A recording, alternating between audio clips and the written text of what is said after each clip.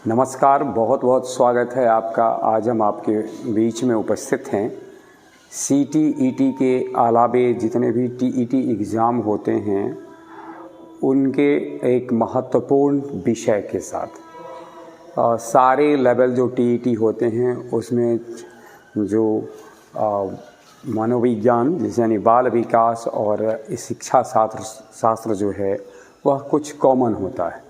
तो उसके ही एक टॉपिक के साथ हम आपके बीच में हैं बुद्धि निर्माण एवं बहुआयामी बुद्धि। सबसे पहले हम समझते हैं बुद्धि क्या है। एक कॉमन प्रश्न जब आप एक कक्षा में करते हैं तो उसमें कभी कभी ऐसा होता है एक ही प्रश्न जो आपने किया उसमें कुछ विद्यार्थी उसका उत्तर जल्द दे देते हैं, कुछ उसका उत्तर थोड़ा सा देरी से देते हैं, बहुत उसके उत्तर के करीब पहुंच भी नहीं पाते हैं। तो इसके बाद आपके ज़हन में, आपके मस्तिष्क में एक धारणा बनती है कि जो विद्यार्थी बहुत जल्द सॉल्यूशन पर पहुंचा, जिसके उत्तर बहुत जल्द मिल गए हैं, उसे आप तुलनात्मक रूप से दूसरे की तुलना में बुद्धिमान समझते हैं। अर्थात एक शब्द में अगर कहा जाए तो बुद्धि मानसिक स्तर को स्पष्ट करता है।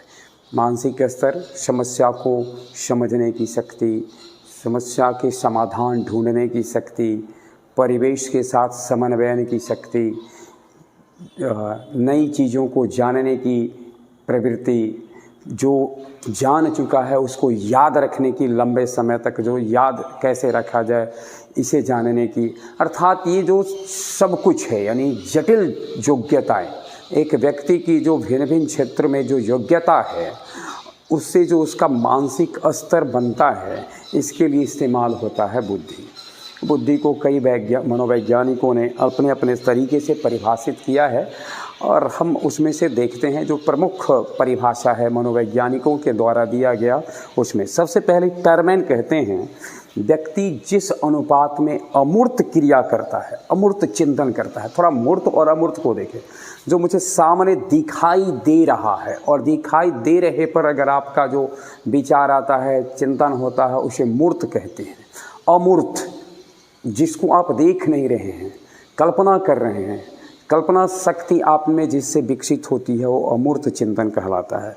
तो हर टर्मेन के अनुसार जिस अनुपात में व्यक्ति अमूर्त चिंतन करता है उसी अनुपात में उसका बुद्धि बढ़ता है। अर्थात टर्मेन मानते हैं कि बुद्धि के निर्माण के लिए अमूर्त चिंतन आवश्यक है। वहीं वेस्लर कहते हैं, वेस्लर की परिभाषा को थोड़ा ज़्यादा मान्यता मिली। वेस्लर कहते हैं बुद्धि एक समुच्चय या सार्वजनिक क्षमता है जिसके सारे व्यक्ति उद्देश्यपूर्ण क्रिया, ध्यान में रखना है, यानी एक ऐसी क्रिया जिसका उद्देश्य स्पष्ट होता है, यानी जिस उद्देश्य से काम यानी उद्देश्य क्लियर होता है और उद्देश्यपूर्ण क्रिया करता है, विवेकशील चिंतन करता है और वातावरण के साथ प्रभावकारी ढंग से समायोजन करता है। जिस प्रकार का वातावरण है, जिस परिवेश में वह रहता है, परिवेश को समझकर उसके साथ सामंजस्य स्थापित कर लेता है। उसके बाद अपने उद्देश्य को स्पष्ट करते हुए अपनी क्रियाकलाप को उसी के उद्देश्य की प्राप्ति हेतु उसके ट्रैक पे रखता है, ऐसा मानना है वेस्लर साहब का। वहीं बीने कहते हैं बुद्धि में 4 शब्द हैं। क्या क्या कहते हैं? ज्ञान, आविष्कार, निर्देश और आलोचना। ज्ञान, आविष्कार, निर्देश और आलोचना। आपके अंदर कितनी समझ है, कितना नए चीज़ का निर्माण कैसे कर लेते हैं, किसी चीज़ में कमी को कैसे, आलोचना कहने का सेंस है कमी किसी में अगर आप ढूंढेंगे तो आप उसमें अनुसंधान करने की वृत्ति आपकी बढ़ेगी। अगर आप कमी ही नहीं ढूंढ पाते हैं तो अनुसंधान करने की वृत्ति आप में नहीं बढ़ पाती है। तो इस प्रकार से बिने कहते हैं कि बुद्धि के 4 तत्व हैं। ज्ञान कहते हैं, पहला तत्व ज्ञान मानते हैं, दूसरा तत्व आविष्कार मानते हैं, तीसरा तत्व निर्देशन मानते हैं और चौथा तत्व वह आलोचना मानते हैं। वही गाल्टन कहते हैं बुद्धि पहचानने और सीखने की प्रक्रिया है। सामने क्या है इसे आप जान जाएं, होने वाला क्या है इसे जान जाएं, फिर जो घटित हुआ है उससे आप कुछ आप सीखें। तो ध्यान में रखना है, गाल्टन कहते हैं कि बुद्धि पहचानने और सीखने की क्रिया है। वहीं क्रूज कहते हैं बुद्धि नई और विभिन्न प्रकार की परिस्थितियों में, बुद्धि नई परिस्थितियां हो या भिन्न भिन्न तरह की जो परिस्थितियां आपके सामने उत्पन्न होती है, उन परिस्थितियों में आप कैसे अपने को समायोजित करते हैं, कैसे समन्वित करते हैं, यानी उत्पन्न परिस्थितियों के साथ आप में समन्वयन कैसे होता है, ये कहते हैं क्रूज। तो इस प्रकार से टर्मैन, वेस्लर, वीने, गाल्टन, क्रूज आदि मनोवैज्ञानिकों का ये प्रमुख चिंतन है। अब हम अगर बुद्धि की प्रवृत्ति पर बात करें कि बुद्धि की टेंडेंसी किस तरीके की होती है, यानी बुद्धि से हम आखिर करते क्या हैं। बुद्धि समस्या समाधान, यानी समस्या को जानना और समाधान को ढूंढना, ये बुद्धि की प्रवृत्ति होती है। बुद्धि समस्या को जानकर किस तरीके की समस्या है, उसका समाधान कैसा हो सकता है, इसके ऊपर विचार करता है। विवेकशील चिंतन, इसके बाद वह विचार करता है कैसे समस्या उत्पन्न ही न हो। वह जो लक्ष्य निर्धारित करता है, यानी बुद्धि की सहायता से जो लक्ष्य हम निर्धारित करते हैं उसे प्राप्ति कैसे आसानी से किया जा सकता है, किन राहों से किया जा सकता है, इसके लिए हम चिंतन करते हैं। अर्थात बुद्धि की प्रवृत्ति होती है विवेकशील चिंतन की। वहीं विभिन्न क्षमताओं का संपूर्ण योग, हमारे पास जो भिन्न भिन्न क्षमता है, यानी एक स्टूडेंट के पास, एक व्यक्ति के पास जो भिन्न भिन्न क्षमता हैं, इसका कैसे समन्वयन करके, कैसे उसको एक जो उसका लक्ष्य है उस दिशा में अपनी समस्त क्षमताओं को किस प्रकार से वह अनुप्रयुक्त कर सके, अपनी सारी शक्ति को एक बिंदु पर कैसे लगा सके, यह भी व्यक्ति की बुद्धि की प्रवृत्ति से सुनिश्चित होता है। वहीं उद्देश्यपूर्ण क्रिया करना, जैसा कि पीछे भी हमने जिक्र किया, लक्ष्य स्पष्ट हो जाता है और उसी लक्ष्य के अनुसार क्रिया। अब कोई लक्ष्य जो है और दिन भर अगर कोई क्रिया किया भी जा रहा हो, परंतु वह क्रिया लक्ष्य की ओर नहीं है, वो वेक्टोरियस नहीं है, वो सदिश नहीं है, तो समझा जा सकता है कि यह एक बुद्धिमान व्यक्ति के लक्षण नहीं है। बुद्धिमान व्यक्ति अपने तमाम क्रियाओं को अपने लक्ष्य के अनुदिश कर देता है। और उसके बाद एक जो मनोवैज्ञानिक मान्यता है उसके अनुसार यह भी है कि बुद्धि वंशानुक्रम होता है, यानी कहने का अभिप्राय कुछ पैटर्नल भी इससे प्राप्त होता है, कुछ आपकी क्रियाओं से निर्मित होता है, और इसके साथ साथ यानी वातावरण, जिस वातावरण में आप रहते हैं उस वातावरण का प्रभाव पड़ता है, जो आपके पैतृक गुण रहे हैं, पैतृक यानी पूर्वजों की जो विशेषताएं हैं उसका भी प्रभाव पड़ता है। तो इस प्रकार से ये बुद्धि की प्रवृत्ति है। वहीं E.L. थॉर्नडाइक नामक मनोवैज्ञानिक ने बुद्धि के प्रकार को वर्गीकृत किया है, और ये इनका मानना है कि बुद्धि 3 प्रकार की होती है।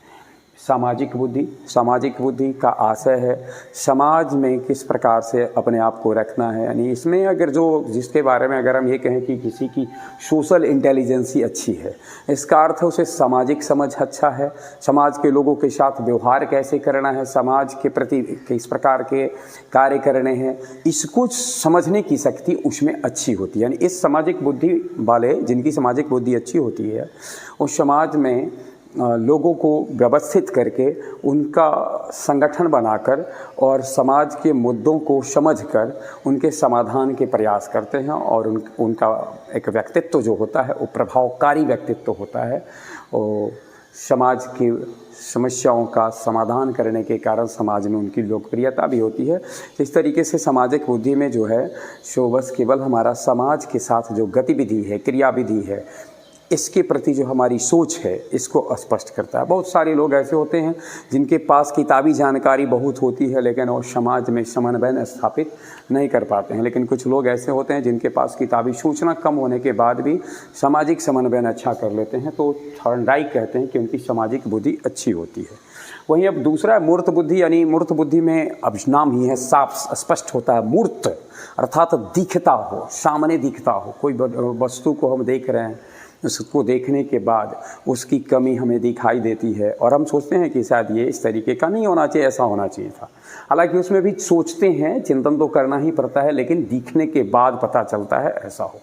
वही एक तीसरा, जैसा कि देखा गया, तीसरा है अमूर्त।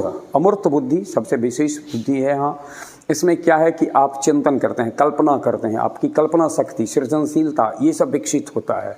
और बगैर किसको देखे हुए ऐसा होना चाहिए, ऐसा हो सकता है, इस पर विचार करना। और अमूर्त बुद्धि के धनी लोग जो होते हैं और उनमें सृजनशीलता बहुत बेहतर होती है, सृजन करने की क्षमता काफ़ी विकसित होती है उनके अंदर। वो एक अच्छे कहानीकार होते हैं, एक अच्छे गीतकार होते हैं, एक अच्छे गज़लकार हो सकते हैं। उनके अंदर दर्शन प्रवृत्ति बेहतर होती है, एक अच्छे दार्शनिक होते हैं। तो इस तरह से कलाकार, कहानीकार, कवि, दार्शनिक, ये सब आते हैं अमूर्त बुद्धि से। तो एक बार ये था हमारा बुद्धि के वर्गीकरण से संबंधित बातें। इसके अलावे भी बुद्धि को, इसके साथ साथ भी कई तरीके से बुद्धि को वर्गीकृत करने की कोशिश की गई है। पी.ई. बीमन ने इसको अलग तरीके से बताने का प्रयास किया है, परंतु परीक्षा के दृष्टिकोण से अगर देखा जाए तो ये जो विविध मनोवैज्ञानिकों के द्वारा जो बुद्धि का वर्गीकरण किया गया है उसकी उतनी आवश्यकता नहीं है। फिर भी इसका जिक्र हम आगे करेंगे कि किस तरीके से बुद्धि का वर्गीकरण और किया गया है। लेकिन हमारा जो मूल बुद्धि का जो वर्गीकरण है वो E.L. थॉर्नडाइक के अनुसार है, जो ध्यान में रखना है। सामाजिक बुद्धि, मूर्त बुद्धि, अमूर्त बुद्धि। अगर आपके पास अगर सामाजिक प्रभाव, समाज में अच्छा व्यक्तित्व का निर्माण आपको अगर करना है तो इस बुद्धि से का इस्तेमाल आपको ज़्यादा करना पड़ता है। अब एक शब्द समझ आता है बुद्धि लब्धि की। लब्धि तो होता है किसी चीज़ को प्राप्त करना, प्राप्त करने की जो प्रवृत्ति है वो है।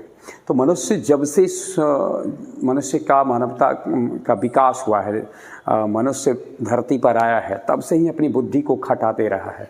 ये अलग बात है कि बुद्धि लब्धि को जानने, यानी इसका नाम बुद्धि लब्धि देने, इंटेलिजेंस कोशेंट, ये नहीं था, लेकिन बुद्धि तो मनुष्य के पास था ही।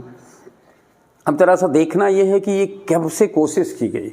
तो बुद्धि की अभिव्यक्ति IQ के रूप में की जाने की जो बात है, यह बहुत पुरानी नहीं है। 1879 ईस्वी में बुद्धि मापन के लिए वुंट जर्मनी के मनोवैज्ञानिक थे। ध्यान में रखना, 1879 ईस्वी में जर्मनी के मनोवैज्ञानिक वुंट ने मनोवैज्ञानिक प्रयोगशाला की स्थापना की थी। और पहला ऐसे मनोवैज्ञानिक हैं जिन्होंने ये कोशिश की कि किसी मनुष्य के अंदर जो बुद्धि है, बच्चों में जो बुद्धि है, इसको जाना जाए, उसके मानसिक स्तर को मापा जाए। अब इस मानसिक स्तर को मापने का प्रयास वुंट ने किया। बहुत ध्यान में रखना है। 1905 ईस्वी में पहला बुद्धि परीक्षण बीने तथा साइमन ने विकसित किया। ध्यान में रखना है, परिकल्पना की वुंट ने, और 1905 ईस्वी में बीने तथा साइमन ने विकसित किया पहला बुद्धि परीक्षण मापने का, यानी बुद्धि को मापने का के लिए परीक्षण, यानी परखने की प्रक्रिया को विकसित किया। और परीक्षण में मानसिक आयु के रूप में अभिव्यक्त किया। अब मानसिक आयु शब्द आया बीने और साइमन के प्रयास से। अब ध्यान में रखना है, एक तो शारीरिक आयु होती है, एक मानसिक आयु होती है। इसकी चर्चा हम आगे करेंगे। शारीरिक आयु तो जब हम जन्म लेते हैं, जन्म के साथ जो दिन बीतते जाता है उसके अनुसार जो हमारी उम्र होती है, इसको शारीरिक आयु कहते हैं।